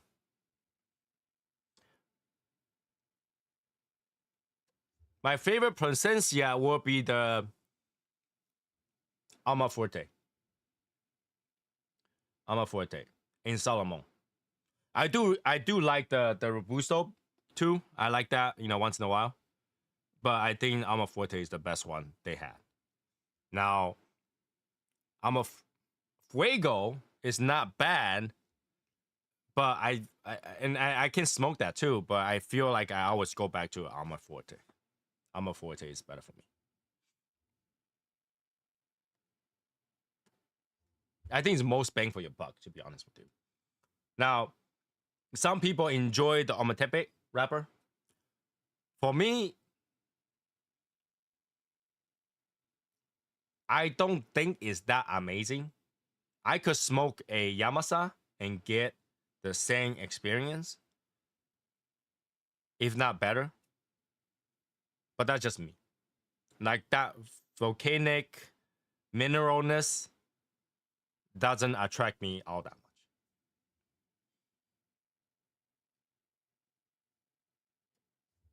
Well, that yeah, I hope that helps. I think the Alma Forte in Solomon is definitely most balanced. Like when they make this, they really thought it out. They're like, this cigar is gotta be great. We're gonna continue to release this. And I think they release other sizes to particularly solve problems. Not necessarily because they were good to solve problems. For example, as the Sixto, the angular ones, they're making that to increase smoke time, for those people who like a bigger cigar, who like a more evenness in transition. Because to have a taper Solomon shape, the transitions are very extreme. Okay, to have a Sixto, you get more smoke time and you don't get that extreme tapering. I think that's why they make the Sixto for that one, and they make the Robusto in order to solve people who cannot handle the strength. So by the time you finish Robusto, you might just about hitting that point where you feel the strength. So for people who are beginner but afraid of Solomon and don't want that extreme tapering, they have the Robusto. So I think they make other sizes to solve a problem for those people who cannot smoke it, but the best one is the Solomon.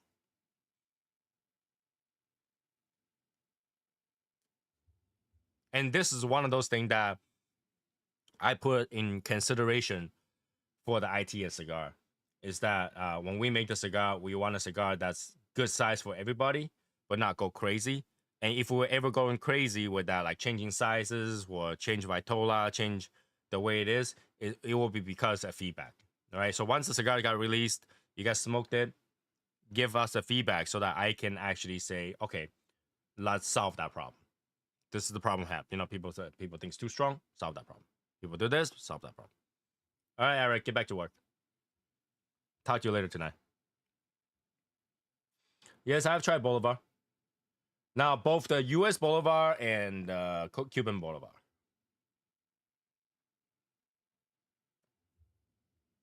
So are you talking about the U.S. Bolivar or the Cuban Bolivar? Because in terms of Cuban Bolivar, there's not much to talk about. It just tastes like a standard Cuban. And I think the U.S. Bolivar is kind of lacking. There's nothing interesting about it, to be honest with you. So I smoked it, but it's not something that I'll go back to buy for without a good reason.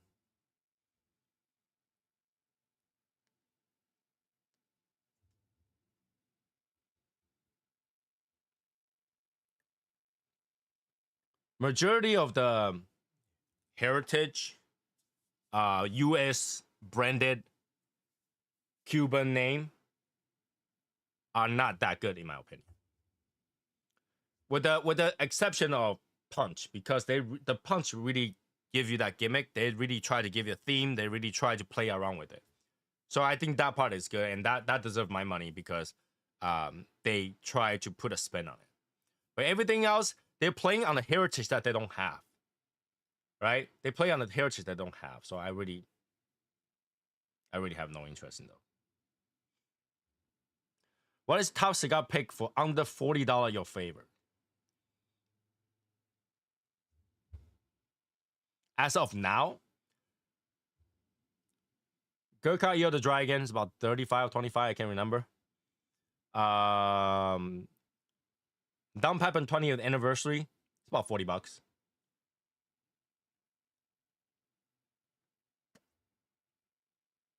$40. Davidoff late hour, it's under 40. Depends on the size that you want to get.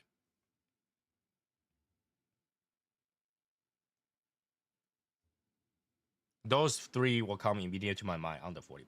Well, 40 or under.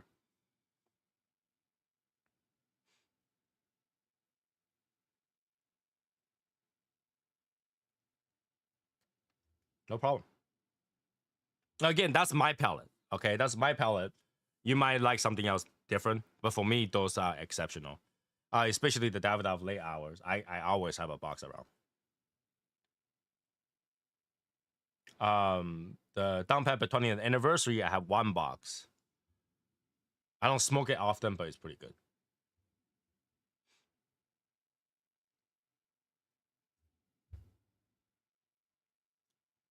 Good stuff.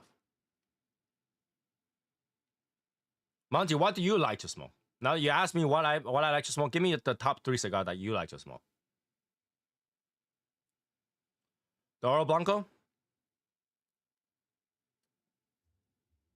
Yeah, I smoke quite a bit of Oro Blanco on YouTube. If you just type in Oro Blanco, you probably see 6 of my videos. I smoke Oro Blanco quite often. Now it's less. I do have them. I just don't smoke them on screen anymore.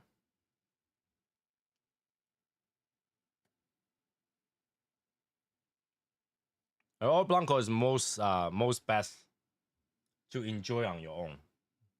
I personally think, as a celebration to make you feel good about yourself. That's a good thing to have. The whole process, the whole feel is a package. It's a package. Let's talk about it since you brought it up.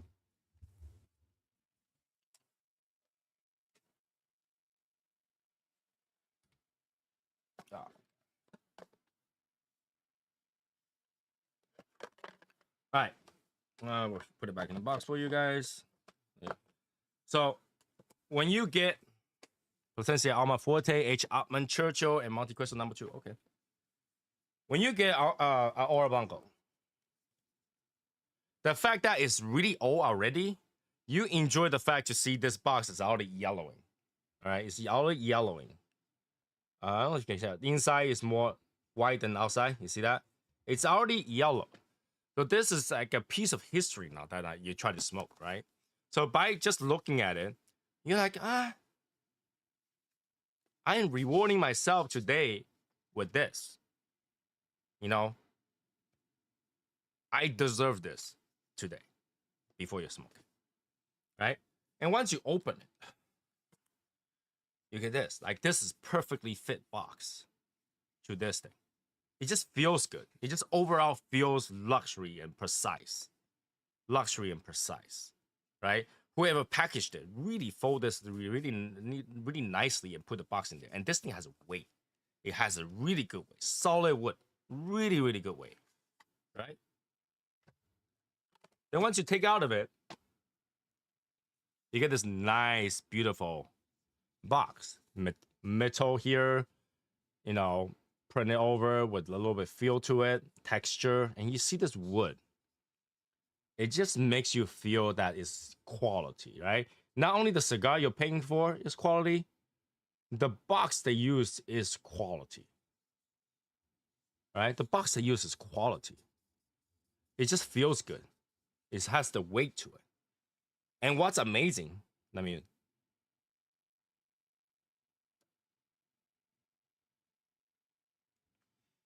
what's amazing is that this is a drawer. You know, see the middle lip here? It's a drawer. Hey, Maurice. And once you pull out this drawer, you get the cedar spill. You know, this just beautifully done. Beautiful. Probably is mahogany. I don't know. And you get this ribbon inside. When you open it up, it has a ribbon in there. To kind of like, it feels like a gift to yourself. Feels like a gift to yourself. Right? And you get a cigar in there. You get that cigar in there, nicely fitted. Not moving out that much, right? Nicely fitted. And you get it out of it. Solid wood. It's a whole piece of wood. Right? Okay, it's when I say whole piece of wood means like these are not like cardboard, not wood. All right. And you get out of the cigar, you get this. Right? A fluted band. Like there's edge to this thing. There's edge to this thing. It just shines. Platinum shines. Right? Platinum shines. And you look at the cigar itself, it's just beautiful. Nice wrapper. Everything's even. Chocolate goodness.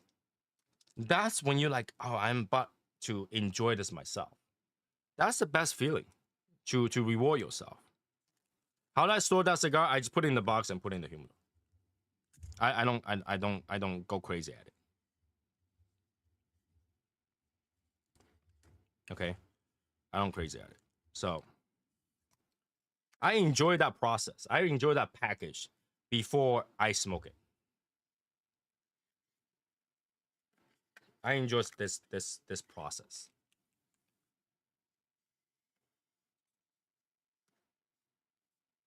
And that's really how you reward yourself. But then again, you know, it's a special occasion treat. Yeah, yeah. I smoked about 2 or 3 of those, maybe 4 of those a year. You know, it's just how you feel, right? Just how you feel. You get my year worth.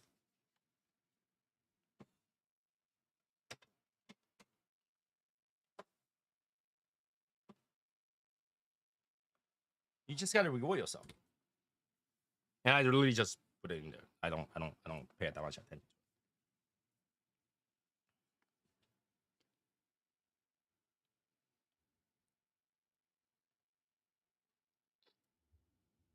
Right? You reward yourself and say, hey, good job, good work.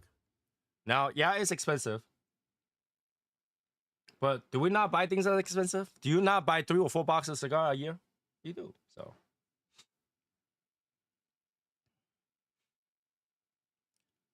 Monty, this is what we're talking about. If you don't know, we are releasing a cigar.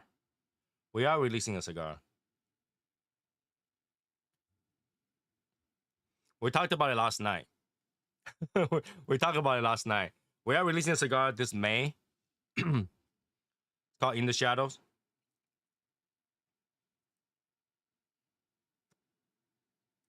We are releasing a cigar. Uh,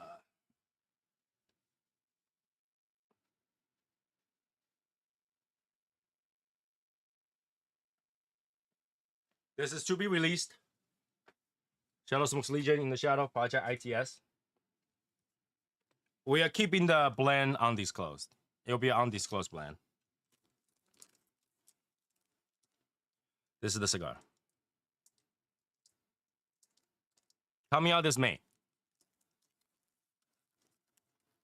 Undisclosed.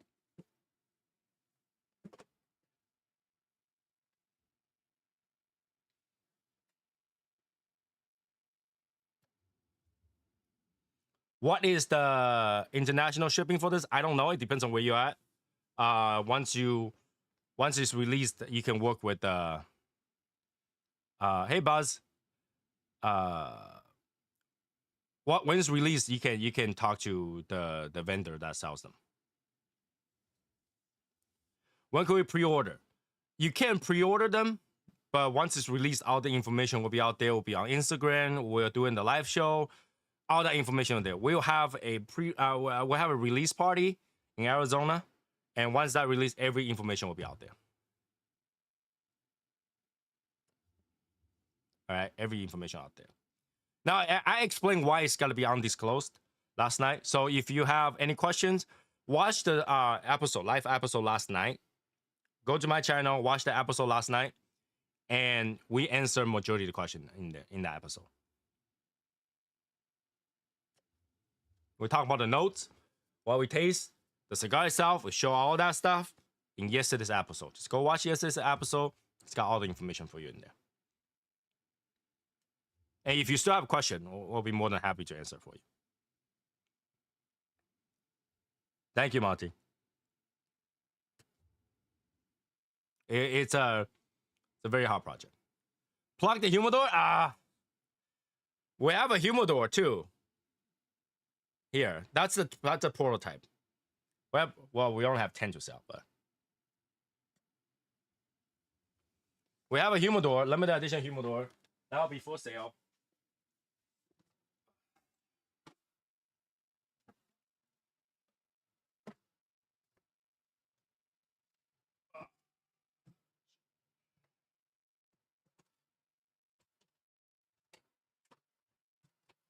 Stay.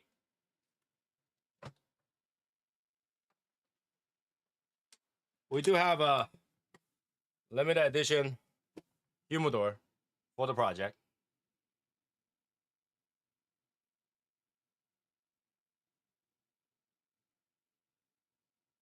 Okay. limited edition. Very shiny, very shiny. It's a press button opening. Okay. Inside, also lacquered.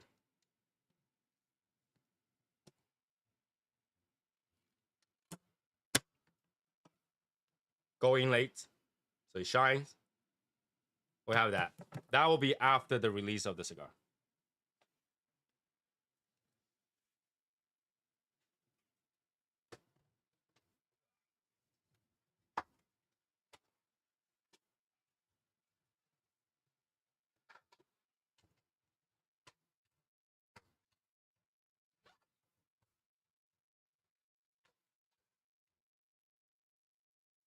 After release of the cigar.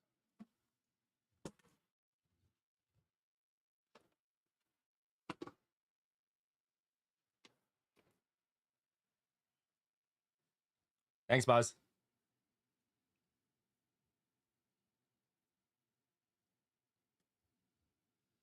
So that humidor will have an MSRP about $700.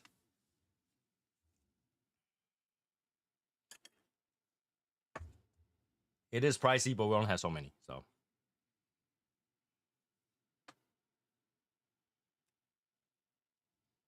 okay, and all that information will be put out for you guys once we get everything settled.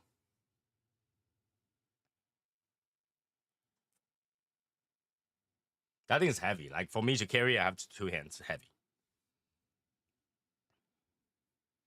But we have those things for sale. I believe we'll have 10 available. We made 20 of them. Some of them have already been called out for, so we have 10 left. Obviously, the members get first dip. So what we'll do members first dip, and then the Legion member first dip, and then the rest of them will be go out to public.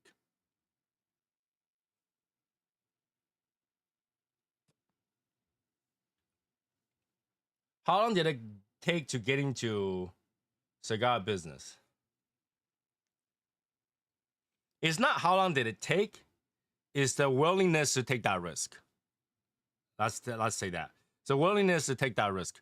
We have a few videos that's out in my channel talk about the whole process. And it's the willingness to put out that much money and expect losing money. Okay, because cigar is really not a money-making thing if you want to make quality things. It's not really that money-making. So I did it so that it's a cigar for everyone. It's a cigar for average Joe like everybody. All right. After review, because in the group we have done various way of getting cigars for our members, and it's always been like picking a blend and then slap our band on it, right? Picking a blend that we agree with and then use that as our cigar. And that's pretty much what every cigar industry does. Okay, so like if you see like a house blend, whatever, those are usually the case. You go to a brand and say, hey, do you have one that doesn't have a name on it? Can we put our name on it? And that's usually the case. And after 3 of those, we decided that, I want to make one from the ground up. I want to make a cigar where everything I complain about is resolved. We don't want to make the mistake that we don't like. And do that. And that's how we decided to do it. Now, original budget was 20 grand. And then after deciding on it, it became 40 grand. And after hearing the price, it becomes 60 grand. And after 60 grand, all the other expense add up. We're now close to maybe 65, 70,000. And that's what you got to decide. Is how much money you want to put in there and expect that should not come back. Now, I explained about this, right? At this point, the cigar we're releasing is $19 a stick. $19 a stick. Why? Because you only make 10,000. The more you make, the less cost it is, right? We make 10,000 sticks. And with that 10,000 stick, each one is about a few dollars plus the packaging, design, all that stuff. You get to a point where it costs about $6 to $7 a stick, in theory. And then Uncle Sam is gonna take a 20-30% out of your income back. So where we're at is like, you know, if we make the cigar for $9 something, we broke even. Now, $9 something, there's no income for anybody who is helping you, like, you know, the distributors, right? So we set our cigar about $8 and then allow the distributor to wholesale that at $9.50 or $9. And oh no, $8.50. So we're at $8, $8.50, $9. And then at that $9 double that is 18, 19. So we 18. And then so the wholesale is $9.50, and then when they sell it to retail, it's gotta be 19. Double that. Okay. Not yet. The cigar is going through bending. They're bending it. So this is where it's at. $6 to $7 plus Uncle Sam. We lost money per cigar. Think about that. So we're essentially releasing a cigar that we lose money on. But because we want everybody to enjoy it, we set the price that's below 20 bucks.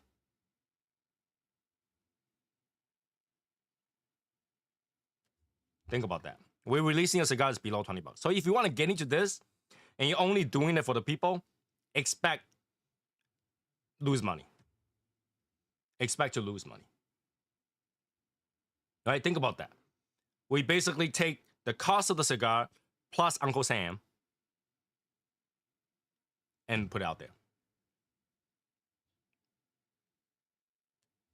Everything else, promotional goods, things that you can get, giveaways, you're losing money. You're losing money. So I don't know if you ever watched Steve Saka. Steve Saka says if you gotta get into cigars, if you don't have 60 grand, don't even start. He's absolutely right. He's absolutely right. By the time we release the cigar, it'll be 18 months. What size of the cigar is 6x52? 6x52 Toro is a Maduro. We only make 10,000 stick, which is 500 boxes. 500 boxes. That's all we got. So I hope everybody will enjoy it. Like I said, if you want more information, it's all in the previous episode for last night. Okay, there's a lot of work, 18 months worth of work.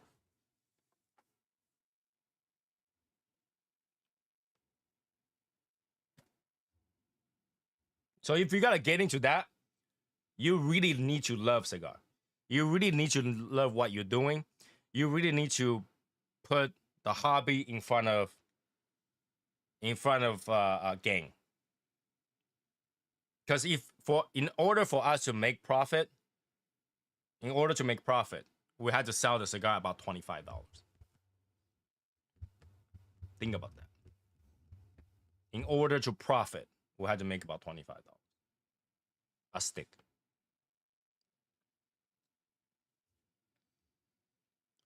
Based on the quality, can we sell it for 25? Yes. Yes. But I want to make sure everybody gets try it. Everybody get an opportunity to try it. Everybody can at least afford one.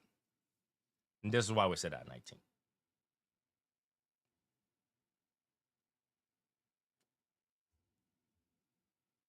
All right. So like, you know, it's not something that I'm gonna be afraid for people. It's like, hey, Tony, how dare you make a cigar at $19? Crazy. It's crazy. I got the math right there. I got the math for you guys. Like, there's nothing to hide. Everything, the whole process was open to everybody to scrutinize. The whole process is open to everybody to scrutinize. We have everything out there on the table. Everything on there on the table. From where do we go to, what factory was made, all that stuff, the whole process is in episodes. So you can find them. Just look up Project ITS. You should be able to find those episodes.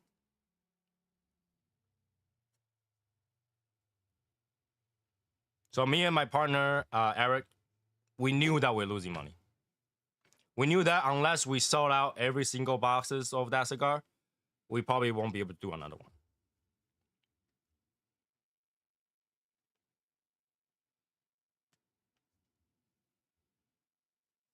That's what you got to be ready for. So if you want to get into cigar industry, it's not hard. Just have the money. Have the money. You can get in there. You go to a brand and tell them what you want to do. You tell them what you want to do. Now, like I said, there is an easier way. There is absolutely an easier way. Okay, you can definitely go to a brand and says, I want to start a custom brand. I want to start a custom label. Give me some blends, and they will have blend for you. Already done. Already done. Choose, ban it, you're done. Okay, there's definitely that. If you don't hire a designer to design your boxes like that, you don't design things, it'll cost you a much less, right? If you don't have to blend your cigar and travel all the way to Dominican, a lot cheaper. If you're making 100,000 sticks, even cheaper, right? If you don't care what's in your cigar and then you want to give those information out, yeah, a lot cheaper. But if you want a custom blend that fits your criteria, that fits everything you demand, then that's expensive. We talked about the blend last night. This thing requires 6 to 7 die. Each die is $300. A die just to make this. And we got 3 bands. First band, second band, and a foot band. Okay. Yes, they're all handmade. They're long filler, handmade, premium cigars. They're all handmade. They're all handmade. Dedicated 2 people, handmade, roll them out every day. So if you want everything to make the best quality possible, like they say, if you want to do something right, do it yourself. So we went there, we blend it, we put it together, have the factory make them, we test it. If you just look for Project ITS, you'll see episode, we went over there, blended, we came back, we tested 30 days, 60 days, 90 days. And then we make a prototype, more prototypes. We smoked the prototype. It was bad. Well, it wasn't as good. It's not bad. It wasn't as good. We scrubbed. We just throw away all the one that's bad. We sourced the tobacco again and made the final version. And that's the thing that you gotta expect. That's the things that you had to expect to do, and that's what you gotta end up with. That's your expense.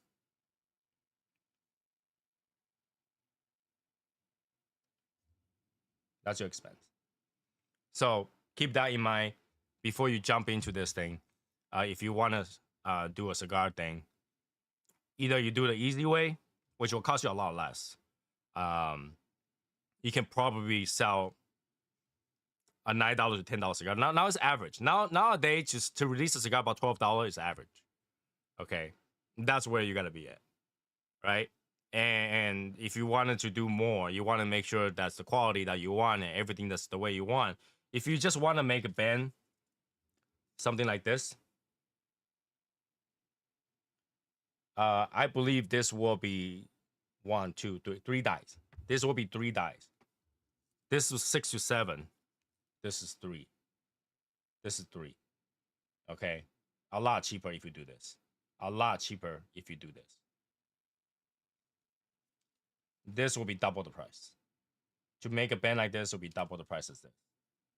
Okay, so I have double the price. Same price as this one. Same price as this one. 3 band on 1.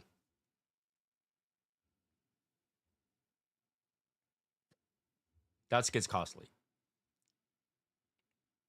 So yeah, want to make something to your expectation. That's how I do it. for me, I review enough cigar where I complain the same thing over and over again. So I don't want to make that mistake. I want to make sure that everything is up to par. Eric, Midnight Smoke, if you haven't seen his channel, go check him out. He also complained about a lot of the same thing. So when we sit down and put the whole thing together, we decided to not make those same mistakes. We have a lot of things on the list. We cannot do this. We cannot do this. We cannot do this. We gotta make sure the cigar is not this and not that. And then we finally get to our point.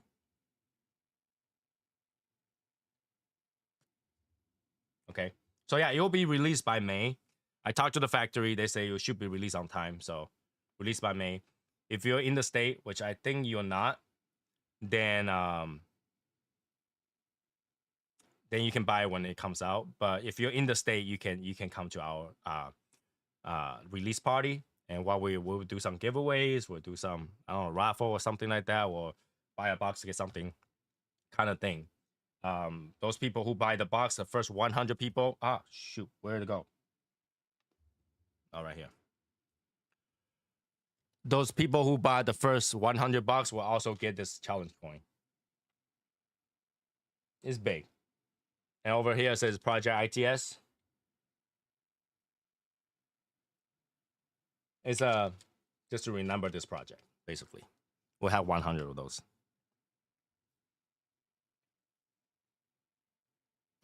Hey, Rasha. Okay. So that's the information we have right now. What we try to do right now is to find a venue that will host us for the release party. We're very excited about that. I think everybody at that party will enjoy the cigar a lot. We tested out last night. The final product, pre-release product, it was perfect. It was perfect.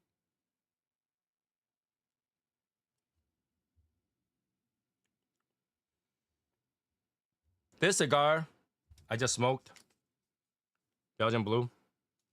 Pretty much only the last third really have an enjoyable flavor to me. So I wouldn't recommend it either.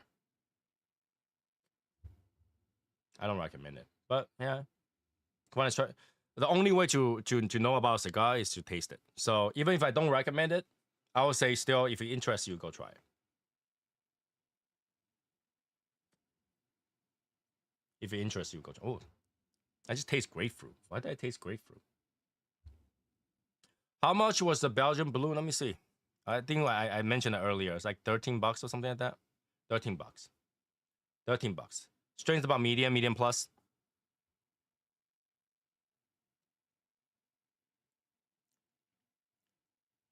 $13. Which is I like I say, $12 is probably the standard nowadays for cigars, because all the price increase and stuff like that, and based on where you go, about that's about average. $12-13 about average. So it's an average cigar. Okay.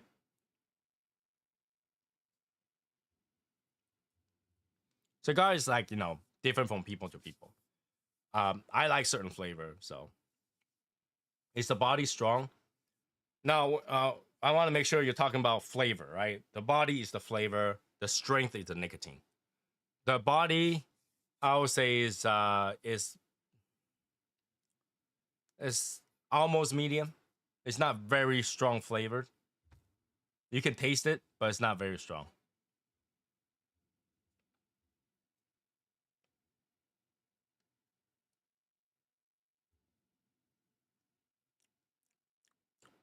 Yeah, it's average. Average cigar. Average cigar. Okay. So I think that is it for today. I hope the information at the very beginning helped some people, and I enjoyed talking to you guys. Of course, I hope that the weather is good enough where I can do more of these, just random smoking, and then jump on to talk to you guys, and enjoy a cigar. I think I'll do more of these and less of the individual cigar review. I'll just review the cigar with you guys. That way I don't have to spend a lot of time to edit it. I just talk to you guys about the cigar, and whether or not I recommend the cigar, it'll just be recommend or not. Because I don't want it to get into a point where I start judging the price anymore, because now that we're releasing the cigar, I think it will be a conflict of interest for me to say this cigar is worth the X amount of money, right? So I will tell you whatever I feel like I can recommend a cigar, and that's how the rating from now on is going to be. Okay, you'll still see some old episode where I still talk about the pricing, but the newer episode it will just be recommend or not. Okay, so that will be it for today. I will talk to you guys next time when I jump on. So have a good day, have a good Sunday. Hopefully your weather gets better. If you're not in an area with have good weather, and I will see you guys next week. Bye, guys.